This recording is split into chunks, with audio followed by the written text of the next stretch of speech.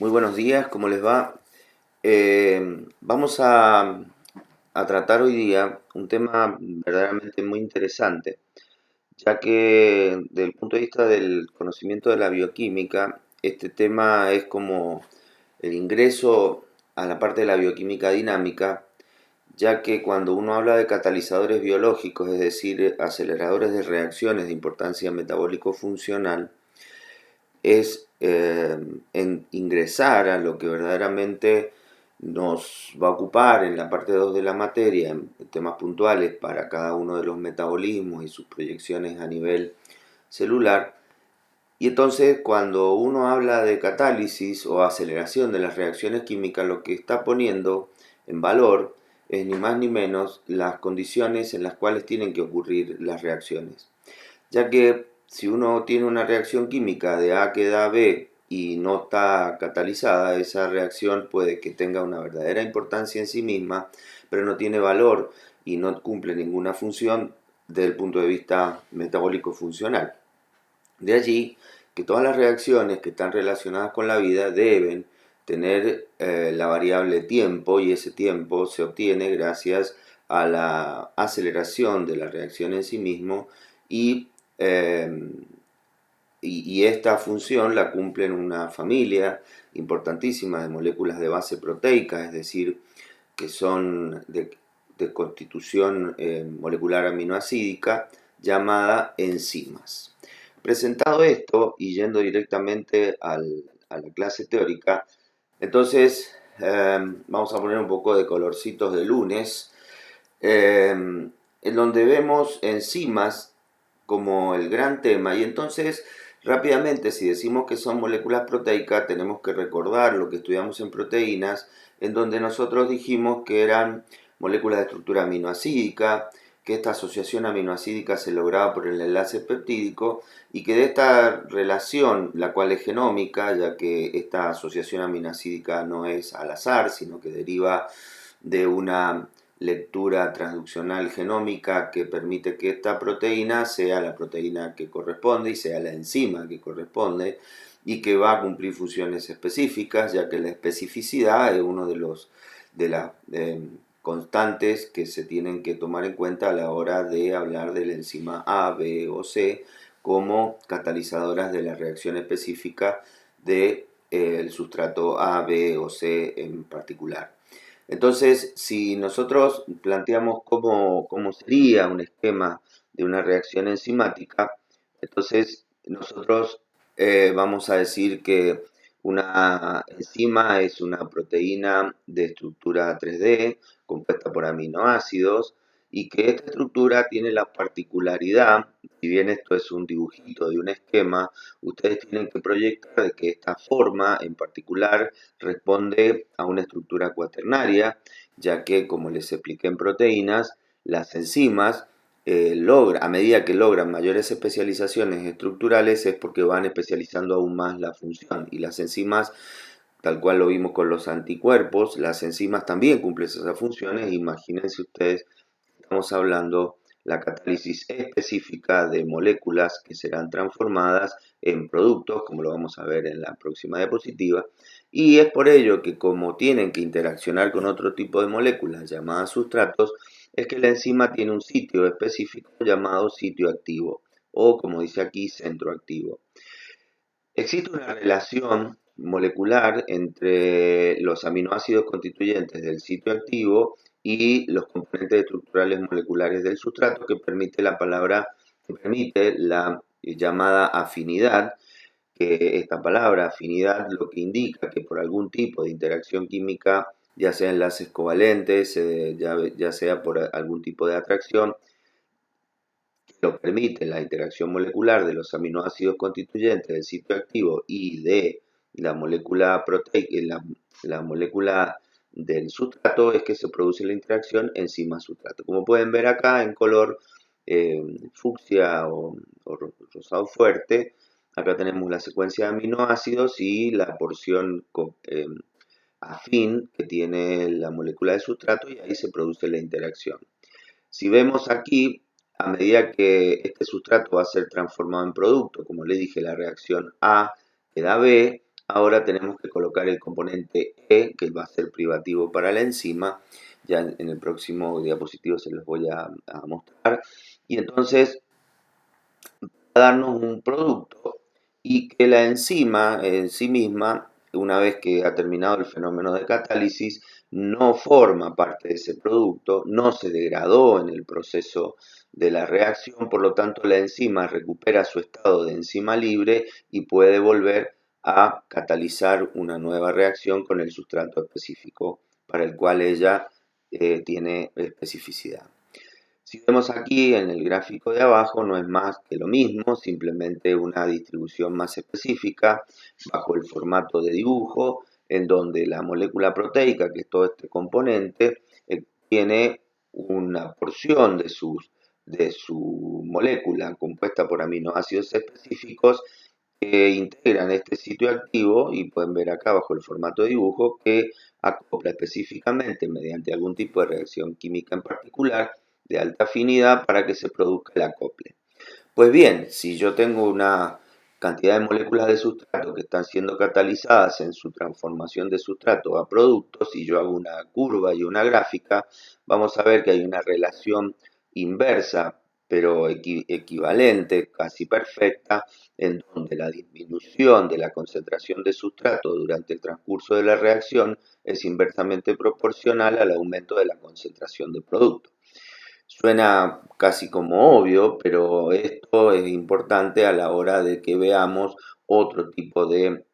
modificaciones que se llaman variables, que condicionan la actividad enzimática, en donde esta curva puede ir cambiando de forma. Lo importante aquí, en estas primeras diapositivas, es que nosotros vayamos haciéndonos a la idea de ciertas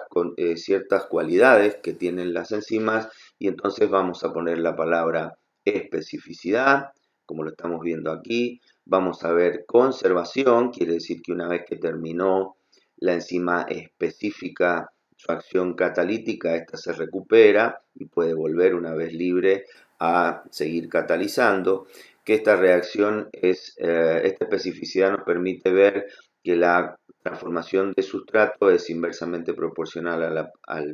la generación de producto, y que cuando hablamos de especificidad está basada en una reacción, en una constitución estructural aminoacídica que permite la interacción de alta especificidad entre el sustrato y el producto. Y la que me estaba olvidando, y es muy importante, la enzima al recuperarse perfecto de lo que es su estructura para continuar con la catálisis específica, nos indica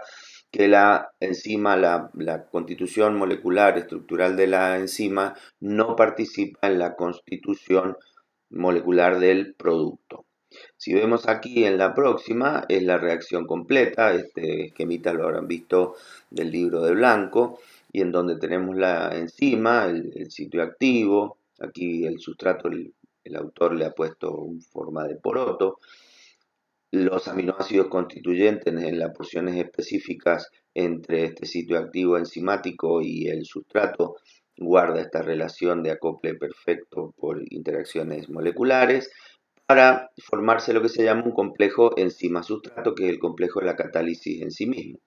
Y para generarse un producto que, como verán, es diferente a lo que es el sustrato, y una enzima libre que puede volver con su sitio activo desocupado a continuar con la catálisis. Y nuevamente el grafiquito de la relación inversamente proporcional entre la consumición del sustrato o transformación del sustrato en producto. Muy bien, entonces si nosotros vamos al principio que garantiza esta catálisis por alta afinidad, dice que es la representación muy esquemática de la hipótesis llave-cerradura. Como ustedes saben, para hablar de especificidad, si vamos a un ejemplo doméstico, las combinaciones entre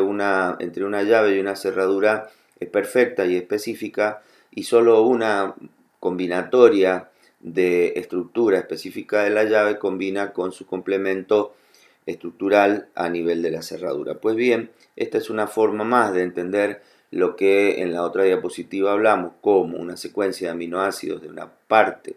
de la molécula de enzima que guarda una relación de complementariedad y especificidad con los componentes estructurales y específicos del producto,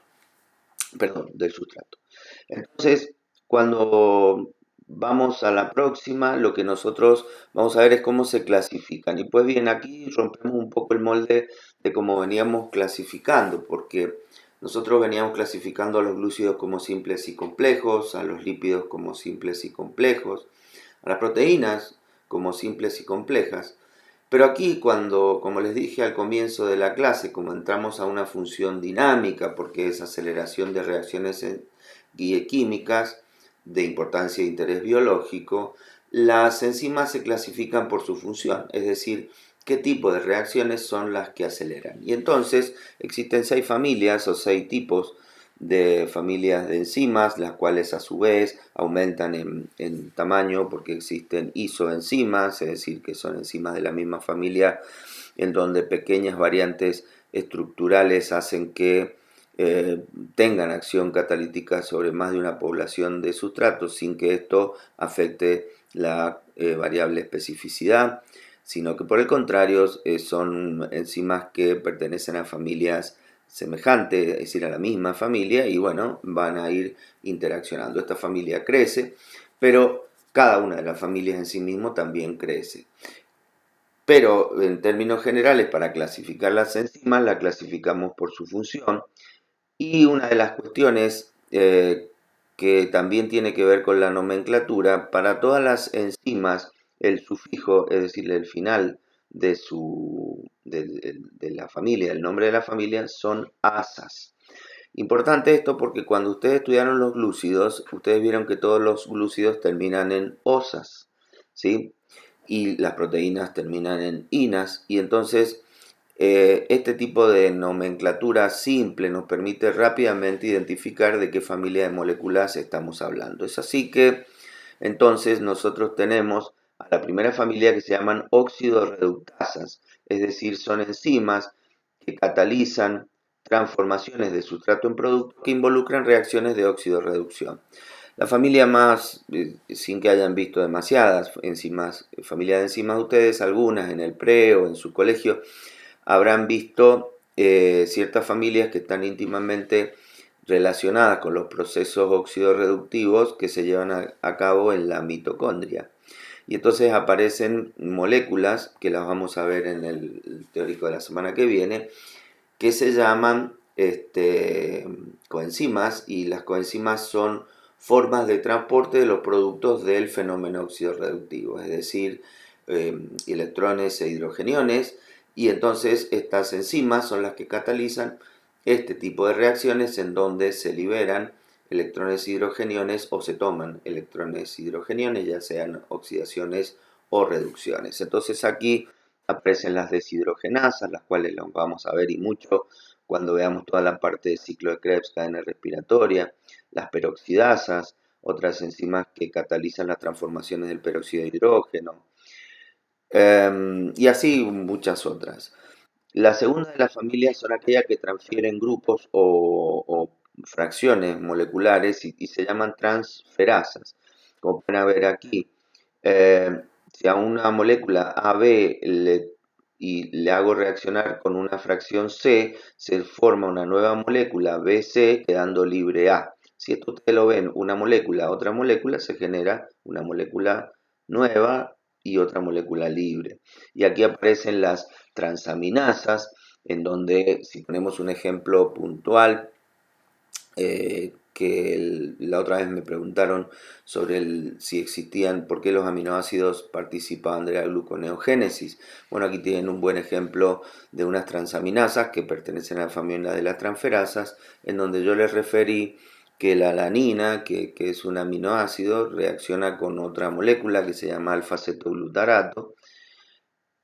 alanina, alfa-cetoglutarato, y entonces se forma piruvato más glutamato. Entonces es una reacción de transferencia del grupo amino al grupo ceto de la otra molécula y el grupo ceto al lugar que ocupa el grupo amino, transferasas. Las hexoquinasas, aquellas moléculas que transfieren puntualmente fósforo y entonces catalizan esas transformaciones. Tal es el caso de algunas reacciones que ustedes deben reconocer, como la glucólisis, la cual en su primer paso de glucosa por adición de fósforo proveniente del ATP, por acción de las quinasas, en este caso una exoquinasa, y más específicamente podría decirle la glucosa 6-fosfatasa, es decir, o la glucosa 6-quinasa, ya sea una que corte el grupo fosfato o bien que lo catalice la adición del mismo. Ahí aparecen las quinasas que son enzimas que fosforilan. Las hidrolasas son moléculas que mediante el fenómeno de la hidrólisis cortan moléculas y adicionan grupos, y entonces acá aparece la fosfatasa alcalina o la tripsina. Hidrolasas vamos a ver mucho cuando veamos los fenómenos digestivos y transformativos de los alimentos en nutrientes, como el caso de la amilasa salival, la amilasa pancreática, la lipasa duodenal, etcétera, etcétera. Las liasas, su nombre ya lo indica, mediante mecanismos que no sean de tipo hidrolítico, sino de otro tipo de mecanismos, se produce escisiones o ruptura o cortes de las moléculas para generar otras moléculas. Y entonces acá aparece las deshidratasas, la anhidrasa carbónica, es decir, aquellas moléculas que cortan, y por eso se llaman liasas, porque cortan la molécula sin fenómenos que involucren hidrólisis. Luego las isomerasas, es decir, aquellas enzimas que catalizan la interconversión de isómeros, es decir, de glucosa 6-fosfato a glucosa 1-fosfato, lo que se hace es cambiar la posición del fosfato generando un isómero, y entonces ahí participan este tipo de familias, un ejemplo en particular. Y por último, aquellas enzimas que catalizan la unión de fracciones moleculares o moléculas entre sí para generar nuevas moléculas, y entonces se llaman ligasas. Uno se acuerda porque dice ligan, unen. Y acá están lo que se llaman las sintetasas, que como uno de los ejemplos, en donde lo que tenemos aquí, aquellas enzimas que catalizan la síntesis de productos. O sea, el producto, la molécula A más la B más el ATP produce una molécula más ruptura de liberación del fósforo libre. Aquí tienen las ATPasas, es un ejemplo de moléculas que catalizan en la unión de estos fósforos. Por ejemplo, la piruvato carboxilasa, la ADN ligasas. Bueno, todos ejemplos que luego lo vamos a ir viendo en fenómenos metabólicos específicos, los cuales nos van a ir indicando qué tipo de enzimas son y cuáles son los otros factores que intervienen en este proceso de transformación catalítica. Pero bien, la pregunta que nace ahora es cómo lleva adelante la molécula la catálisis. Y entonces, en la próxima diapositiva vemos el mecanismo que nos explica la actividad catalítica. Como ustedes habrán escuchado el término la termodinámica de la reacción, la energía libre, la entropía, la entalpía, es decir, qué fenómenos desde el punto de vista de la termodinámica se tienen que ir o que tienen que ir ocurriendo para que la transformación de la molécula A en B se produzca en tal o cual condición. Y entonces aquí cuando ponemos la nueva variable, perdón, variable E, nosotros lo que estamos diciendo es que vamos a hacer una reacción catalizada. Entonces, ¿qué hace la enzima verdaderamente en esta reacción de transformación? Si nosotros nos posicionamos en este punto y vemos al sustrato A, lo vamos a inventar, y aquí tenemos la energía disponible para que lleve adelante la reacción, vamos a ver que hay un fenómeno o una cantidad de energía que hace falta para que el sustrato A comience a transformarse en el producto B. Esto se llama energía de activación. ¿Activación de qué? De la reacción. En este caso, como pueden ver, la energía llega a un valor ya, y esta energía la podemos obtener de distintas fuentes. Ustedes habrán visto que hay veces que las reacciones ocurren agregando calor, agregando ácidos, etcétera, etcétera.